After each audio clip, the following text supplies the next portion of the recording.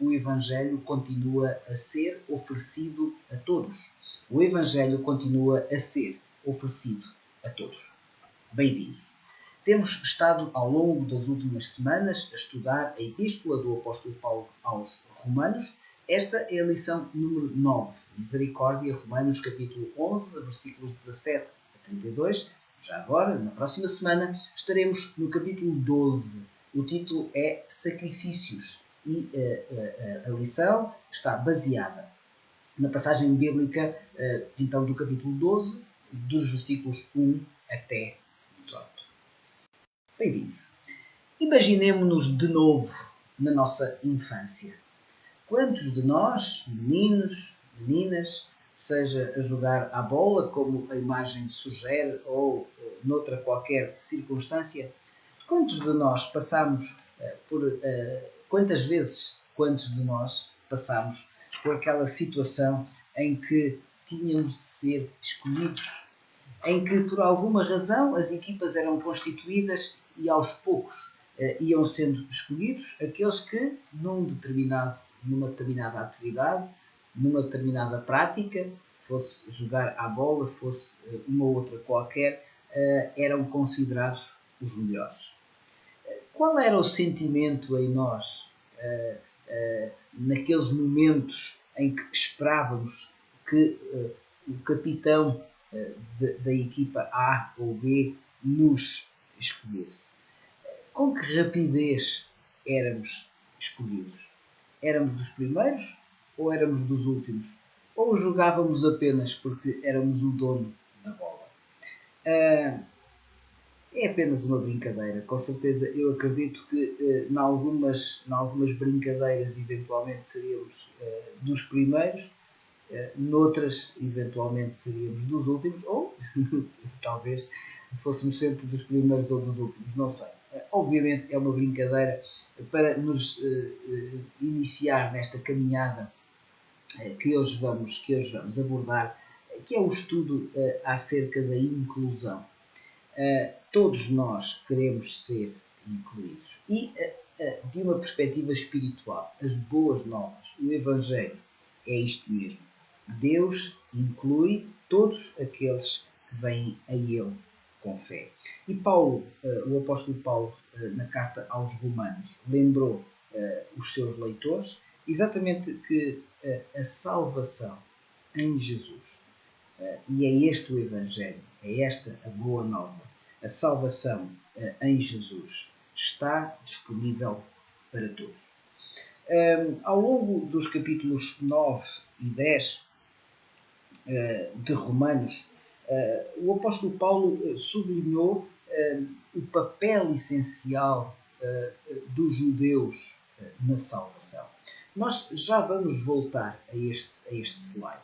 Permitam-me antes que, de novo, compartilhe convosco uma ideia geral acerca da carta do apóstolo Paulo aos Romanos. Comecemos pela parte superior deste slide. Eu sei que tem muitas letras, sei que eventualmente poderá parecer um pouco confuso, mas preferi juntar toda a informação numa mesma visualização, num mesmo diapositivo, exatamente para que possa ser mais fácil a compreensão do plano geral da obra. Comecemos então pelo canto superior direito do slide, do diapositivo. Tenho referido que preferimos nesta abordagem à carta do apóstolo Paulo aos Romanos estudá-la obedecendo a uma grande divisão, uma divisão em duas grandes partes. Numa primeira parte, dos capítulos 1 a 11, o apóstolo Paulo está sobretudo preocupado em fazer a apologia do Evangelho. Na segunda parte desta mesma epístola, dos capítulos 12 a 16, a preocupação do apóstolo é sobretudo em aplicar as verdades apresentadas sistematicamente de uma forma, portanto, de que elas possam fazer sentido na vida. É aquilo que temos chamado a aplicação do Evangelho. Nesta primeira parte, capítulos 1 a 11, o apóstolo Paulo fundamentou a sua lógica discursiva em três ideias principais. A primeira, o pecado tem uma natureza ardilosa. A segunda, o pecado tem um impacto universal. A terceira, para este pecado com impacto universal, só há salvação através do Filho. E nesta primeira parte, então, dos capítulos 1 a 11, há um grande bloco. No slide, no diapositivo, a barra em baixo. Nesta primeira parte, portanto, em que o apóstolo Paulo faz a apologia do Evangelho, há uma primeira grande secção que é constituída pelos capítulos 1 a 8, na qual o apóstolo Paulo elabora a teologia da salvação. Como temos referido, uma teologia da salvação que nos é apresentada de uma forma ordenada, de uma forma lógica. Ora, se repararmos, esta apologia do Evangelho obedece também à mesma estrutura geral da primeira parte da epístola, subordinada a 4 ideias fundamentais. A primeira é que este pecado, que tem uma natureza ardilosa, este pecado universal, que tem um impacto, portanto, universal, tem afetado a humanidade. Ou seja, o pecado que tem uma natureza ardilosa, que tem um impacto universal, obviamente tem na humanidade. E, portanto, reparem, na primeira parte, capítulos 1 a 11, e, portanto, é preciso um Salvador. Ou seja, o pecado sobrepõe-se no sentido de que não é possível que nós, seres humanos, consigamos sair desta condição de penalidade do pecado sem um Salvador. E quem é esse Salvador? É o Filho. O Filho é a única esperança apresentada à humanidade por amor. Deus e o seu amor são uma presença constante e segura. Esta questão da segurança é muito abordada pelo apóstolo Paulo no capítulo 8. Deus e o seu amor são uma presença constante e segura na vida dos crentes. Ora, reparem que, então, nesta primeira parte em que o apóstolo Paulo faz a apologia do Evangelho, capítulos 1 a 11, nos capítulos 1 a 8, nós temos, então, a teologia da salvação. Estarão a perguntar, então, e os capítulos 9, 10 e 11. Ora, o apóstolo Paulo, antes de passar, a partir do capítulo 12, antes de passar então à aplicação do Evangelho, subordinada também a 3 grandes ideias, ou seja, nós pertencemos a Cristo, nós devemos refletir essa pertença nos nossos relacionamentos com os irmãos e com o próximo. E a marca distinta do cristianismo tem de ser o amor. Vamos começar a abordar esta aplicação do Evangelho a partir da próxima semana. Mas antes, portanto, entre o capítulo 8, o final então da sua teologia da salvação, e o capítulo 12, há uma secção. Esta secção é composta então por 3 capítulos. Os capítulos 9, 10 e 11 da Epístola do Apóstolo Paulo aos Romanos. E qual é, então, o tema principal desta secção? É exatamente o papel dos judeus na nova aliança. Ou seja, a morte do Senhor Jesus tinha iniciado uma nova era. Mas Deus ainda não tinha terminado a sua obra com o povo escolhido, com Israel. E este povo escolhido, Israel, ainda tinha um papel a desempenhar no seu reino, juntamente, vamos ver isso hoje, juntamente com os seus filhos na aliança. E sabemos que, de facto, esta nova maneira de fazer as coisas não era na realidade nova, ou seja, a fé, disse o apóstolo Paulo, foi sempre a marca, foi sempre a maneira pela qual a humanidade se pode relacionar com Deus. Ou seja, os sacrifícios do Velho Testamento apontavam para o sacrifício perfeito de Jesus Cristo na cruz. E, portanto, Paulo enfatizou o poder da graça, o poder da fé, para conceder a redenção a todo aquele que crê. Era importante, assim, dedicar uma parte, de alguma forma, de transição, para que ficasse claro àqueles a quem Paulo, em primeiro lugar, se estava a dirigir, ou seja, os gentios, vamos ver isso já daqui a pouco.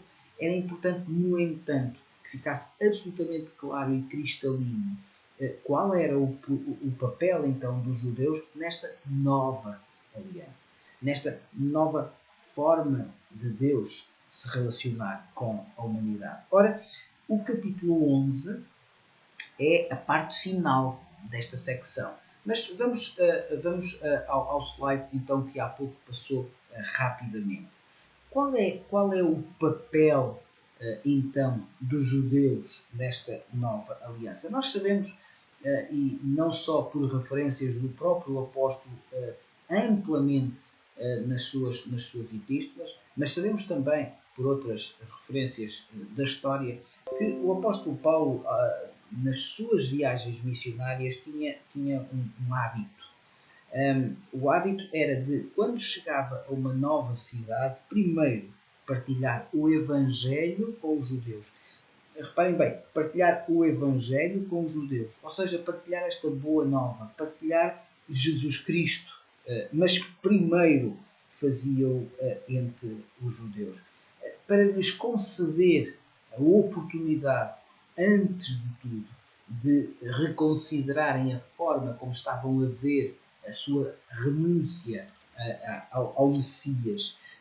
Depois, então, ele falava aos gentios. Vamos ver nesta passagem de Romanos, capítulo 11, que o apóstolo Paulo aborda exatamente esta questão, sem que deixe de referir muito concretamente aquilo que já tinha abordado nos capítulos 9 e 10. Ou seja, a salvação é pela fé.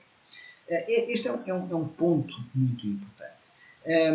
Vamos iniciar então a leitura do texto bíblico e vamos começar exatamente pelo capítulo 10. Eu sei que hoje vamos estar fundamentalmente no capítulo 11, mas para iniciarmos este percurso, vamos começar então por Romanos capítulo 10, versículos 9 e 10. É nesta altura que sugiro que tenham o texto bíblico à frente, sugiro também que tenham um bloco de notas, para que possamos então ir retirando e ir colocando algumas das ideias no papel para mais tarde, eventualmente, se acharem por bem, voltar então a essas notas.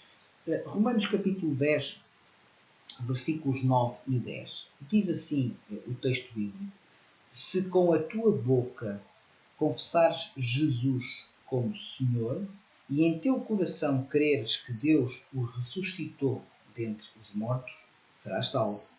Porque com o coração se crê para a justiça e com a boca se confessa a respeito da salvação. Foi uma das passagens que abordámos na semana passada. Então, Paulo salienta que a salvação é pela fé. Claro que muitos judeus recusavam aceitar o Messias, recusavam aceitar Cristo. E porquê? Porque continuavam a considerar que a sua salvação estava baseada nos mandamentos, nas ordenanças, naquilo que faziam através da lei. Ora, Paulo mostrou, relembrou que a salvação é o resultado de confessar Cristo como Salvador.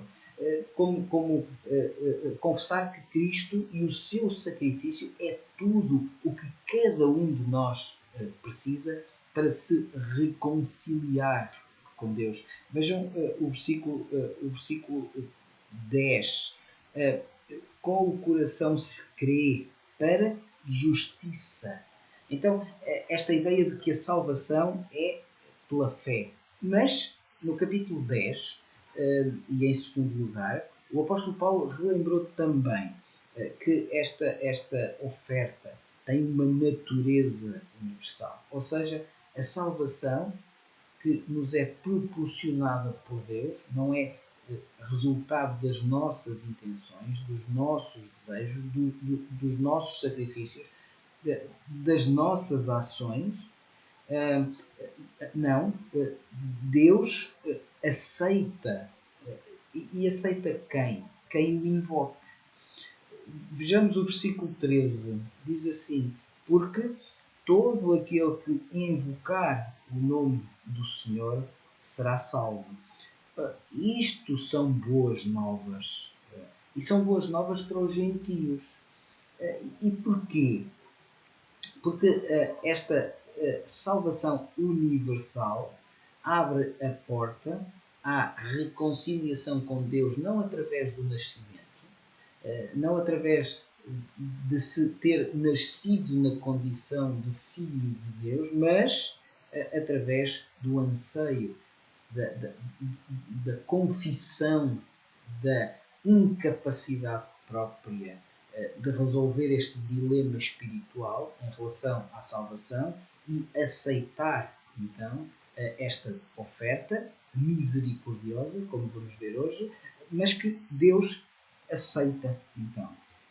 Portanto, isto são as boas novas. Em sentido inverso à crença judaica de que a salvação resultava do facto de serem povo escolhido de Deus. Mas há um outro terceiro aspecto a considerar em relação à salvação. Muitos judeus estavam a desistir de Deus.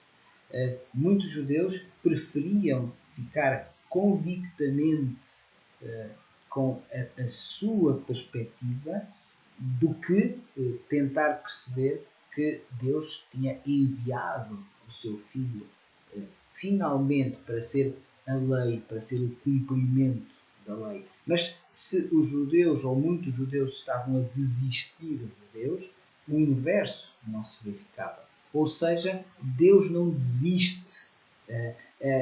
Digamos que, e podemos, peço eventualmente desculpa pela rudeza ou pela simplicidade da redação, mas digamos que a salvação para Deus é uma proposta sempre em vigor.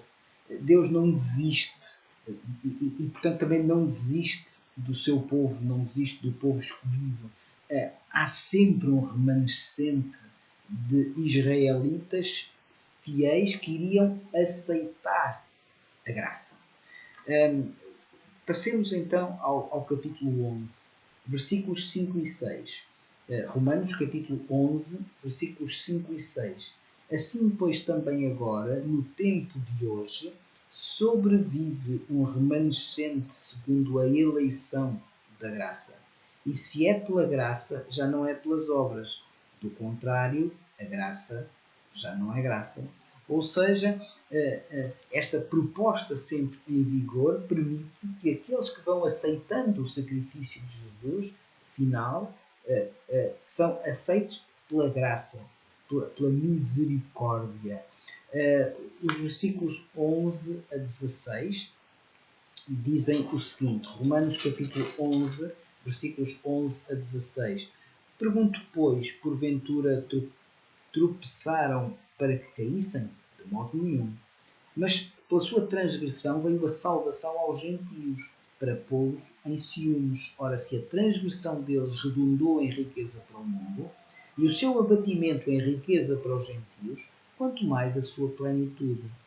Dirijo-me a vós outros, que sois gentios, visto pois que eu sou apóstolo dos gentios, glorifico o meu ministério, para ver se de algum modo posso incitar a emulação os do meu povo e salvar alguns deles. Porque se o facto de terem sido eles rejeitados trouxe reconciliação ao mundo, que será o seu restabelecimento, se não vida dentre os mortos?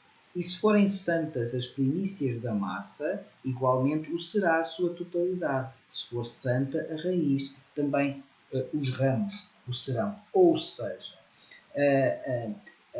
a obra de Deus entre os gentios iria convencer alguns de Israel a voltar para Deus, mas não segundo as suas condições, mas segundo as condições de Deus.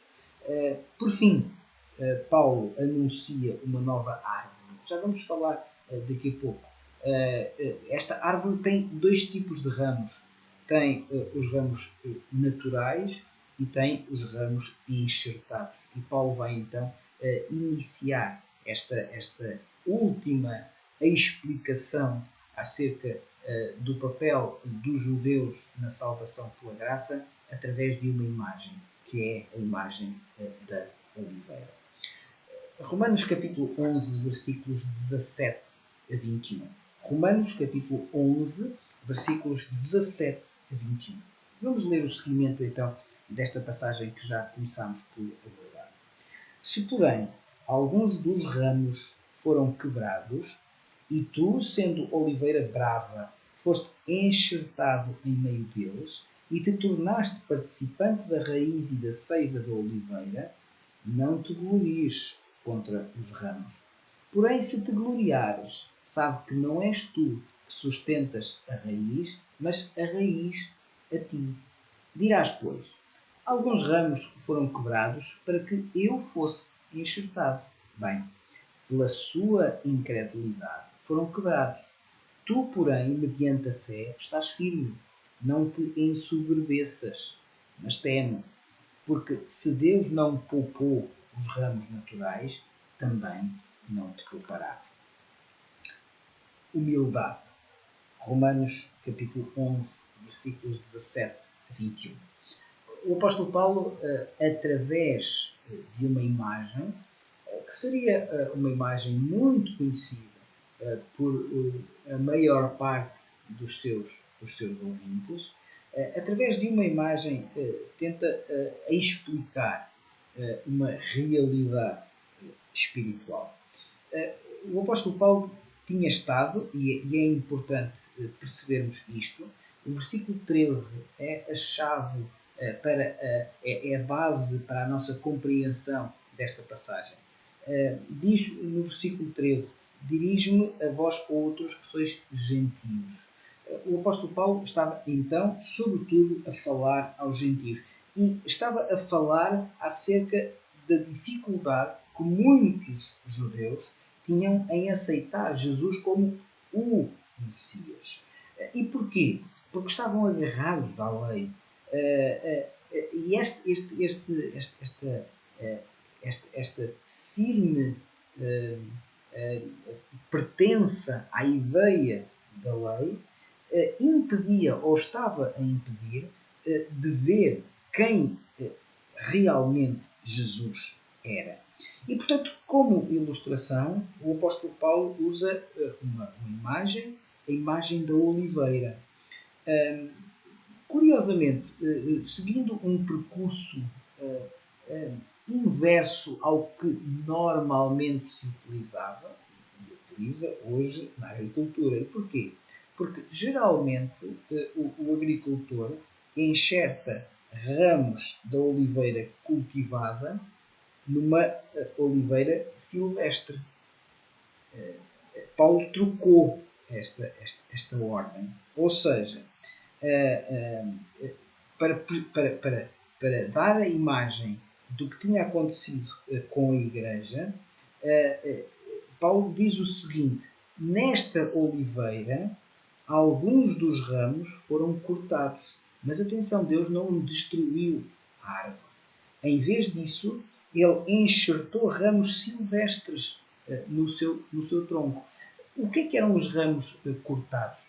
Obviamente, o apóstolo Paulo está a falar dos judeus que tinham rejeitado a oferta de Jesus Cristo. E o que é que eram os ramos gentios?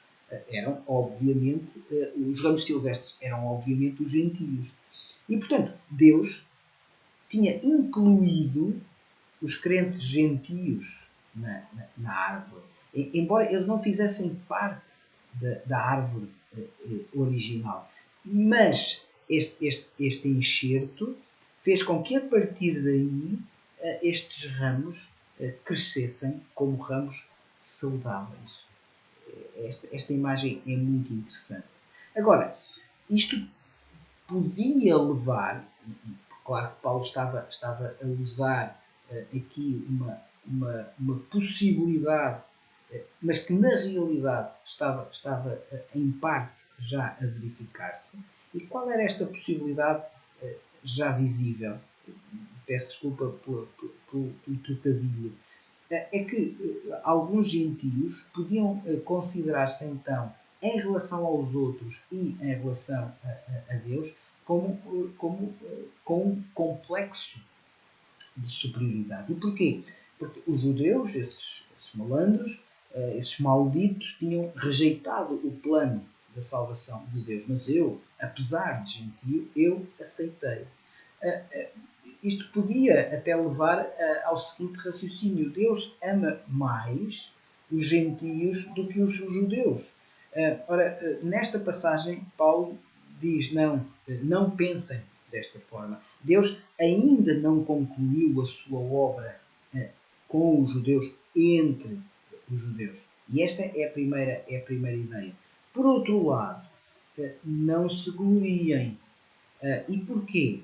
Porque a salvação depende completamente da bondade e da graça de Deus.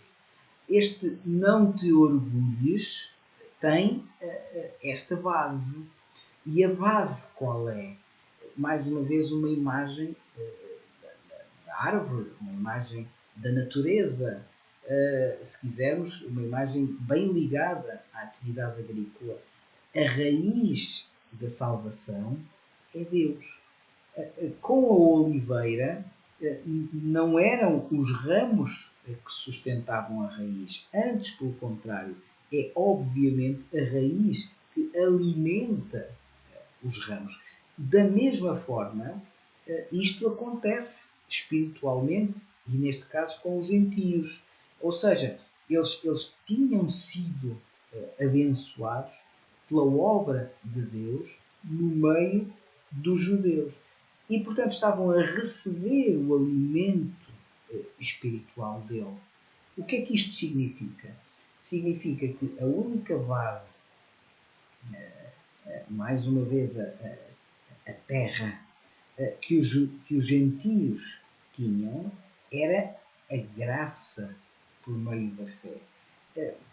Se não for a graça, se não for Deus, então todos estarão perdidos, assim como os israelitas. E, portanto, o que o apóstolo Paulo diz é: não te orgulhes, mas teme. Ou seja, tem cuidado. Vamos ler de novo, Romanos capítulo 11 e versículo 18. Não te glories contra os ramos. Porém, se te gloriares, sabe que não és tu que sustentas a raiz, mas a raiz a ti. Ou seja, teme no sentido, versículo 19, dirás, pois, alguns ramos foram quebrados para que eu fosse enxertado. Mas atenção, é preciso, parte final do versículo 20, não te ensoberbeças, mas teme no sentido em que, se Deus não poupou os ramos naturais, também não te poupará a ti, no sentido em que Deus é justo, Deus é justiça. Ora, esta ideia e esta prática permitam-me até muito atual de tantas manifestações de orgulho religioso. Desviam a centralidade, menorizam a graça, a misericórdia de Deus. E porquê? Porque enaltecem a obra criada e não o Criador. Enaltecem o salvo e não o Salvador. Se quisermos continuar nesta imagem, enaltecem o ramo e não a raiz. E, portanto, este duplo aviso de Paulo é muito significativo, quer para judeus, quer para gentios, mas aqui ele está a falar sobretudo para os gentios. Não te orgulhes. A raiz da tua salvação é Deus. Em segundo lugar, teme. Teme não no sentido de poderes perder a tua salvação. O apóstolo Paulo, no capítulo 8, foi bem claro em relação a isso. Nada nos poderá separar do amor de Deus. Não era da questão da possibilidade da perda da salvação. Era, antes de mais, a possibilidade de que o orgulho, a soberba, podiam fazer com que os crentes, neste caso os gentios, não tivessem acesso a tudo o que significa uma vida do Espírito, a todas as bênçãos que podemos usufruir pelo facto de o Espírito Santo efetivamente ter a sua marca na vida de cada um de nós. E é nesse sentido que o apóstolo Paulo está a dar esta segunda parte do aviso. Não te orgulhes, mas teme. Não te orgulhes porque a raiz da salvação é Deus. Teme porque Deus é justo. Vamos avançar. Versículos 22, 23 e 24. Romanos, capítulo 11, versículos 22, 23 e 24. Considerai, pois, a bondade e a severidade de Deus, para com os que caíram, severidade, mas para contigo a bondade de Deus, se nela permaneceres. De outra sorte, também tu serás cortado. Eles também, se não permanecerem na incredulidade, serão enxertados, pois Deus é poderoso para os enxertar de novo. Pois, se foste cortado da que por natureza era oliveira brava, e contra a natureza é enxertado em boa oliveira, quanto mais não serão enxertados na sua própria oliveira aqueles que são ramos naturais. Esta questão da oliveira brava está também no versículo 17. O que é esta oliveira brava? Os gentios que foram enxertados no povo de Deus de todos os séculos, de alguma maneira a oliveira é o verdadeiro povo de Deus. E, portanto, nestes versículos 22, 23 e 24, e para ajudar os romanos, neste caso os gentios, a evitar a armadilha do orgulho, da soberba, o apóstolo Paulo encoraja-os. E encoraja-os a quê? A examinar. Esta é uma ideia, uma lógica, uma prática muito sugerida pelo apóstolo Paulo. Aliás, examinai as Escrituras, retende o bem, examinai o perfeito equilíbrio que tem de existir e que tem de ser considerado entre, por um lado, a bondade de Deus e, por outro lado, a justiça, a tal severidade de Deus. Permitam-me reproduzir esta frase que me parece significativa. Deus não é tão bondoso que deixe passar o mal, nem tão severo que condene sem razão. Eu repito esta frase que me pareceu bastante cristalina.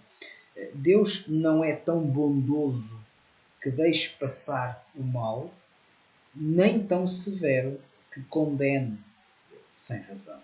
Então, há aqui um equilíbrio, um balanço, uma atitude que é, por um lado, severa, no sentido de justa, mas, por outro lado, bondosa para com os que caíram. E porquê? Porque Deus ama a todos.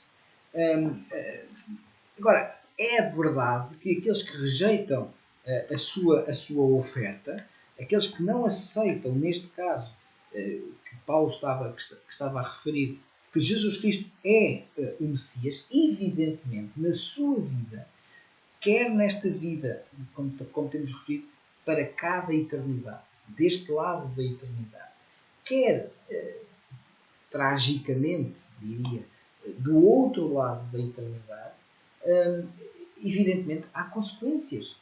Há consequências para uma opção que foi tomada. Agora, evidentemente, Deus quer ser, Deus pode ser, Deus é imensamente bondoso. Basta percebermos a bondade que é necessária para que Deus nos tenha concedido a possibilidade de aceitar-nos a nós, imperfeitos, pecadores, neste caso soberbos, orgulhosos, na sua família, para percebermos um pouco do que é a bondade de Deus. Mas esta pertença à família de Deus, como já vimos, através da adoção como filhos, nos capítulos anteriores de Romanos, esta pertença à família só é concedida através da fé. Deus não exige mais nada. Não há qualquer outra atitude que seja necessária para que Deus manifeste a sua bondade para connosco. O texto bíblico diz que Deus amou-nos antes que nós o houvéssemos amado. Portanto, Ele amou-nos primeiro. O que é necessário mais para aceitar esta bondade de Deus? Agora, evidentemente, Deus também é justo. Se não fosse justo, não poderia haver bondade. A bondade fica anulada a partir do momento em que não há justiça. E, portanto, esta questão da bondade de Deus equilibrada com a justiça leva a que o apóstolo Paulo revolta um tema que já tinha abordado, como referi há pouco, entre os versículos 37 e 39, mas do capítulo 8. Vamos virar algumas páginas atrás. Vamos novamente a um capítulo que já considerámos há algumas semanas atrás, que é o capítulo 8. Romanos capítulo 8, versículos 37 a 39. Muito importante não estarmos a falar da bondade e da justiça de Deus sem referirmos novamente a este aspecto. Em todas estas coisas, porém, somos mais que vencedores por meio daquele que nos amou.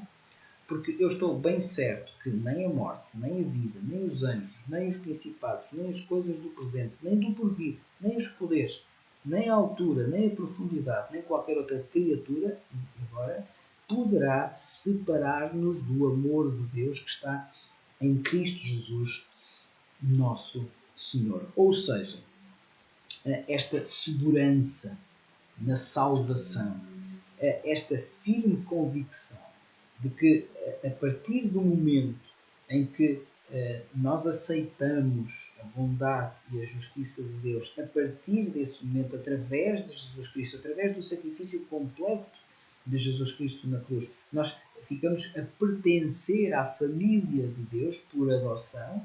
Então, não fica em causa, não se coloca a questão da perda da nossa salvação.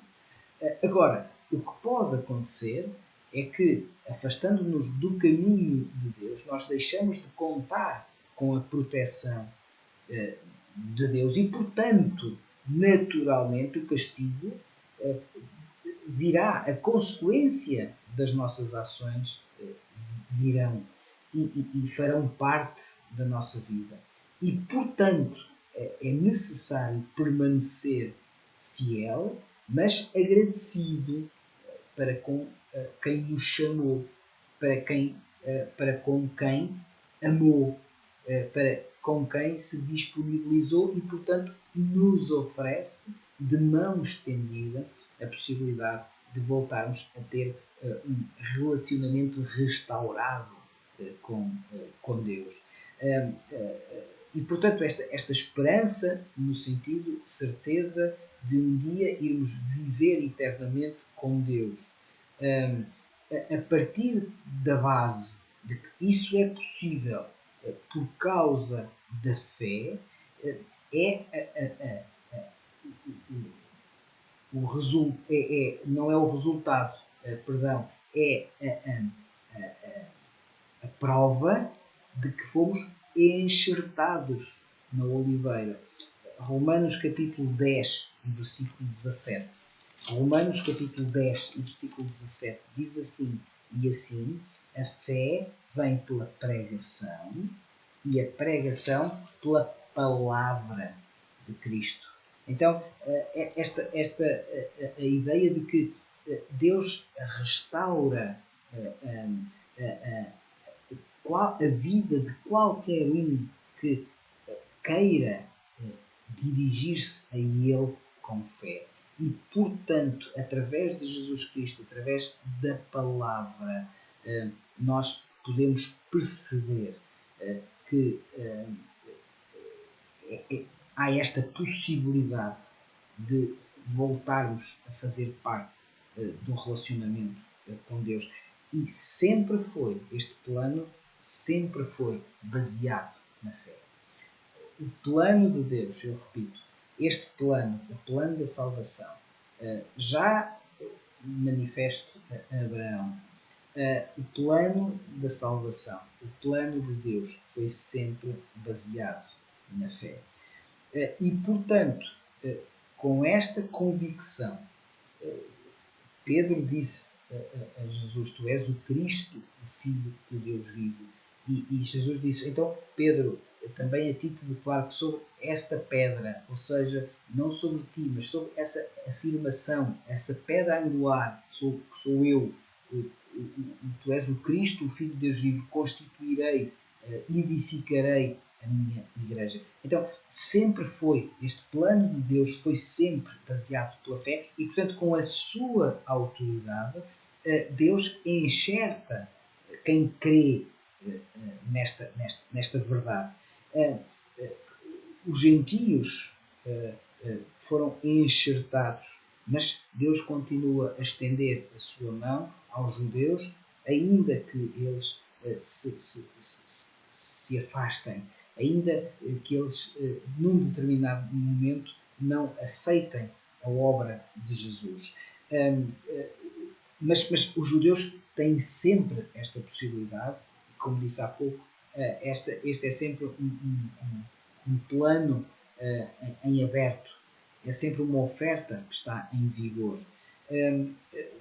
Poderíamos finalizar esta parte do estudo de hoje referindo como frase esta ideia.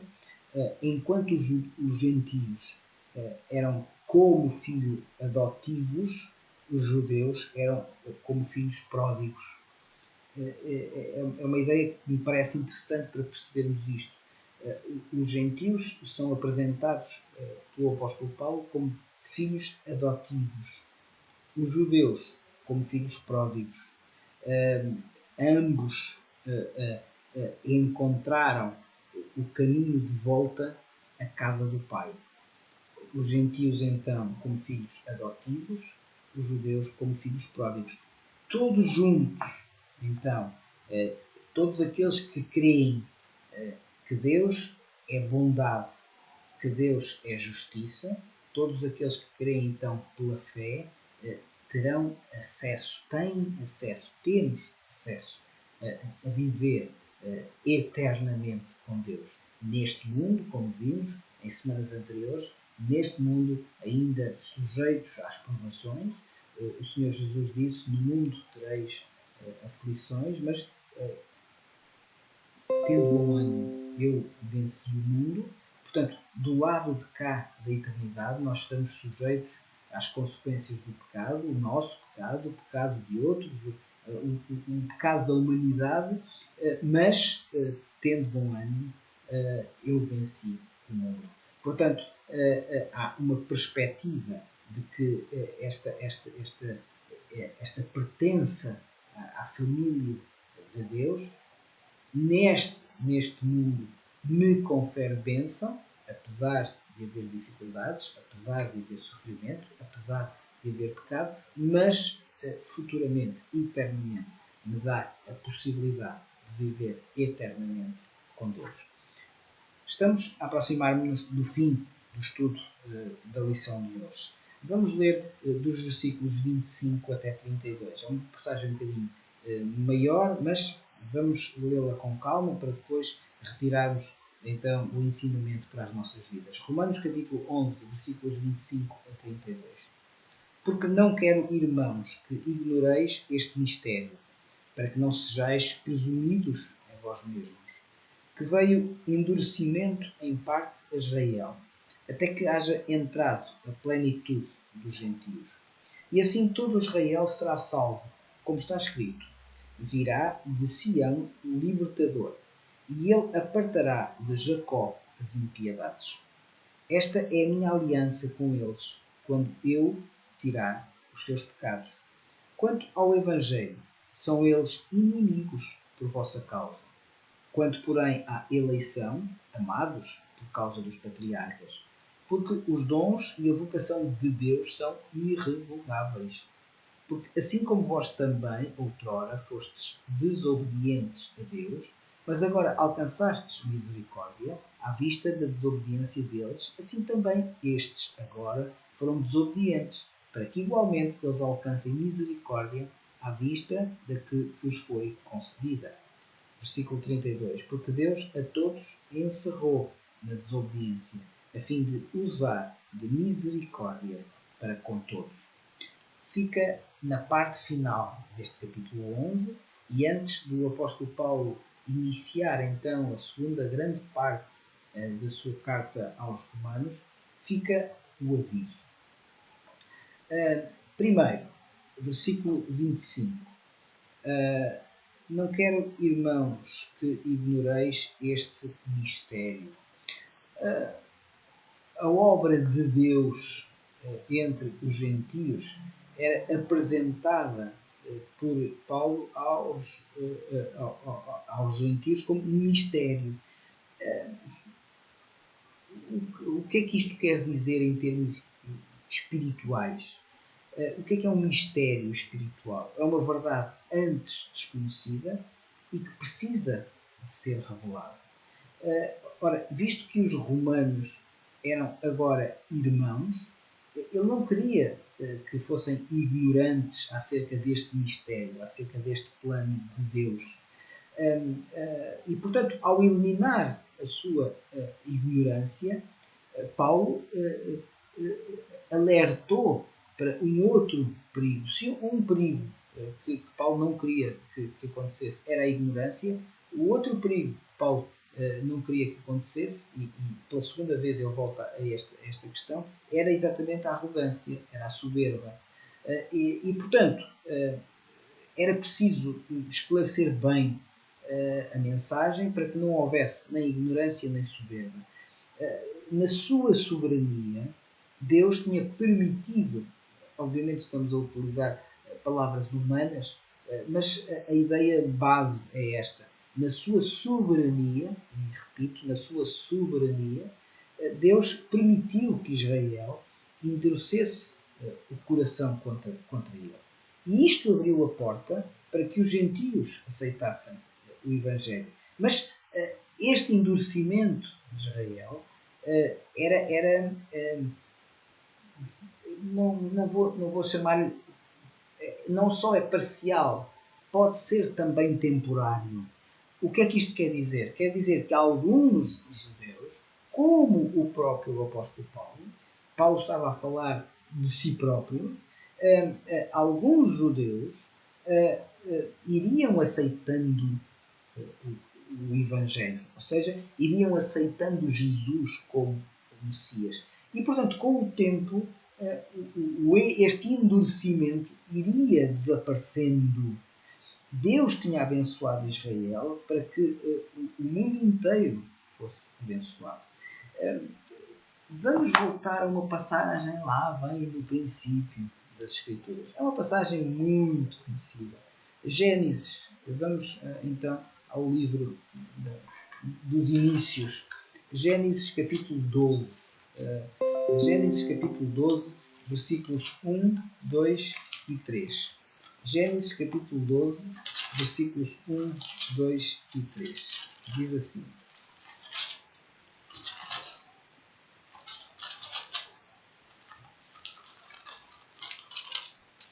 Ora, disse o Senhor a Abraão: sai da tua terra, da tua parentela e da casa de teu pai, e vai para a terra que te mostrarei. De ti farei uma grande nação, e te abençoarei, e te engrandecerei o nome. Sê tu uma bênção. Abençoarei os que te abençoarem, e amaldiçoarei os que te amaldiçoarem. Em ti serão benditas todas as famílias da terra. Em ti serão benditas todas as famílias da terra. Nesta passagem, Deus está a prometer que o Messias, o Senhor Jesus Cristo, havia de descender, ou havia de nascer da família de Abraão. Aliás, Mateus capítulo 1, versículo 1, refere exatamente isto. Mas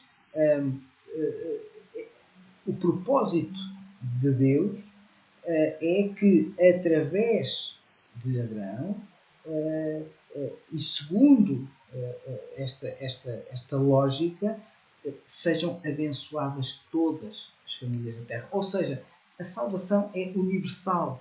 Vamos voltar a Romanos capítulo 11. Então, esta salvação universal, mesmo para aqueles que tinham endurecido a sua cerviz. Neste texto, versículos 26, 27 e 28, o apóstolo Paulo vai uma vez mais, ele que era um profundo conhecedor das Escrituras, um profundo conhecedor do Velho Testamento, vai citar dois dos profetas do Velho Testamento, chamados profetas maiores.